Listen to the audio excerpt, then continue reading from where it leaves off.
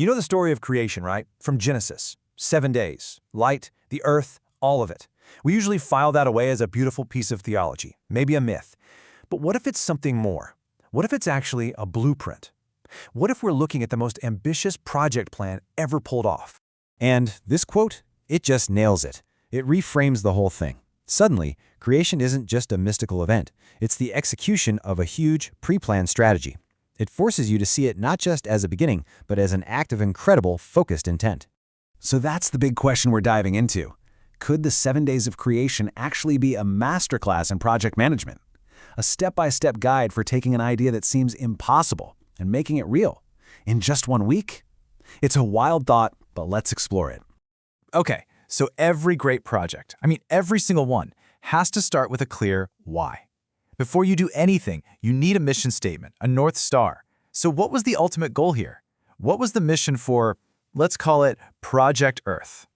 Well, when you look at it this way, the vision was crystal clear. It wasn't just about spinning a planet into existence. Nope. It was about creating a thriving, self-sustaining ecosystem that would be managed by humanity. And the key performance indicator, the measure of success? Simple. It had to be very good. And here's how you turn that big vision into an actionable mission. The goal wasn't to create followers who just take orders. It was to create empowered partners, managers who are given the job of stewarding this incredible creation. So, you see, delegation and empowerment were baked into the plan from day one. All right, you've got this massive vision, a super clear mission, but how do you actually make it happen? Especially when your deadline is just 7 days. You can't just wing it. You need a system, a rock-solid management framework to make sure it all gets done. And this, right here, is supposedly the secret engine behind the whole thing, a framework called vMostArt. Now, this isn't just some simple to-do list, it's a full-cycle management system that guides you all the way from that high-level vision down to the final review and even Thanksgiving. It's the operational playbook.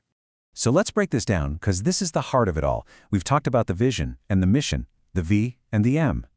Next up is O for objectives. Those are the specific, daily goals. S is for strategies, and the strategy here was genius, creating the spaces before filling them. T is the tight time schedule, 7 days, no extensions. A is for action, the daily let there be commands. Then you've got R for review, reward, and rest. That's day 7, which was a scheduled, critical part of the plan, not just a day off. And the whole thing wraps up with T for Thanksgiving. See, it's an incredibly complete system. So we have the theory, the vMostArt framework.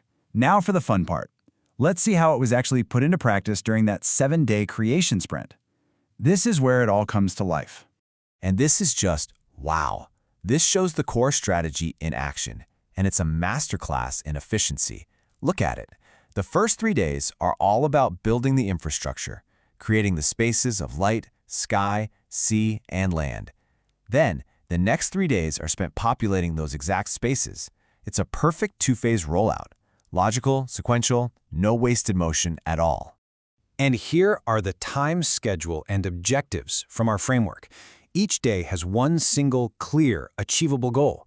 Day 1, create light. Done. Day 2, sky and sea. Check. It's like a high-intensity sprint. And this is so important. Day 7 wasn't an afterthought. It was the scheduled R from vMostArt. Rest, review, and reward. A vital final step to complete any successful project. So yeah, it's a pretty mind-blowing case study in project management. But, the story doesn't actually end on day 7. In fact, that's when the most important part began, the project handoff. This right here is the big twist. Phase 1, the creation, was done. But Phase 2, the ongoing work of cultivating and stewarding the earth, that was delegated. The vision was transferred, and humanity basically became the new project manager. And that leads us to this incredibly powerful idea called the principle of blessing.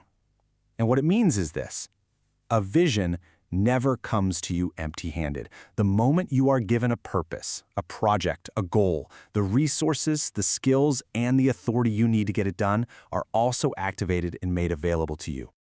Now, this grand vision isn't just one giant task. It's broken down into different portions, different domains. So whether your work is building a family, or farming the land, or running a business, or discovering things in science, These are all just different facets of that original grand vision. It's like everyone gets their own unique piece of the project to manage. So that leaves us with one final pretty powerful question to think about. If this principle is true, if receiving a vision is what activates the resources you need, then what vision, what great project, what impossible idea is just sitting there, waiting for you to finally accept it and begin?